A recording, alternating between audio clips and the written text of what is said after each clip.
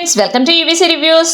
ఈ వారం Amazon prime లో సైలెంట్ గా రిలీజ్ అయ్యి సోషల్ మీడియాలో సౌండ్ చేస్తున్న సినిమా చీకటిలో. శోభితా ధూళిపాల లీడ్ రోల్ లో నటించిన ఈ సినిమా ఒక మర్డర్ మిస్టరీ థ్రిల్లర్. మరి ఈ చీకటిలో దాగున్న రహస్యాలేంటి, ఈ సినిమా నిజంగానే థ్రిల్ చేసిందా లేదా బోర్ కొట్టించిందా అనేది ఈ వీడియోలో డీటెయిల్ గా తెలుసుకుందాం. ముందుగా కథ విషయానికి వస్తే, హైదరాబాద్ లో జరిగే వరుస హత్యలు సిటీని వణికిస్తూ ఉంటాయి.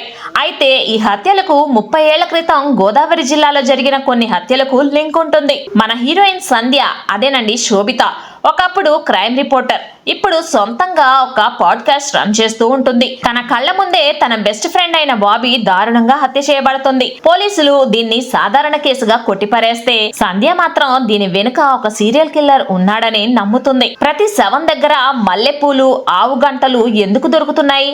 అసలు ఆ కిల్లర్ మోటివ్ ఏంటి? సంధ్య ఆ కిల్లర్ ని ఎలా వేటాడింది అనేది మిగిలిన కథ.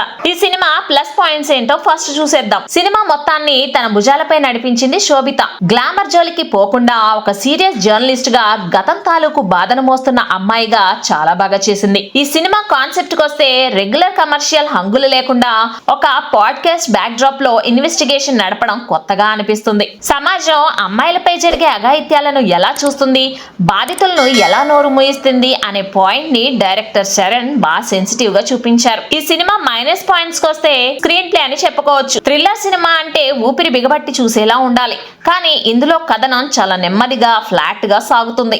నెక్స్ట్ ఏం జరుగుతుందో మనం ఈజీగా గెస్ చేసేయొచ్చు. పోలీసులు కనిపెట్టలేని విషయాలను హీరోయిన్ చాలా ఈజీగా గూగుల్ చేసి కనిపెట్టేయడం కొంచెం సినిమాటిక్ గా, సిల్లీగా అనిపిస్తుంది. ఇక క్లైమాక్స్ విషయానికి వస్తే, కిల్లర్ రివీల్ అయినప్పుడు మనకు రావాల్సిన ఆ కిక్ రాదు, మోటివ్ కూడా అంత బలంగా అనిపించదు. సో ఫైనల్ గా చెప్పాలంటే, చీకటిలో అనేది ఒక పర్వాలేదనిపించే క్రైమ్ థ్రిల్లర్. మీరు హిట్ లేదా రాక్షసుడు రేంజ్ థ్రిల్ ఎక్స్పెక్ట్ చేస్తే మాత్రం నిరాశ తప్పదు. కానీ శోభిత నటన కోసం, ఇంకా సినిమాలో ఉన్న మంచి సోషల్ మెసేజ్ కోసం ఈ వీకెండ్ అమెజాన్ ప్రైమ్ లో ఒకసారి చూసేయచ్చు.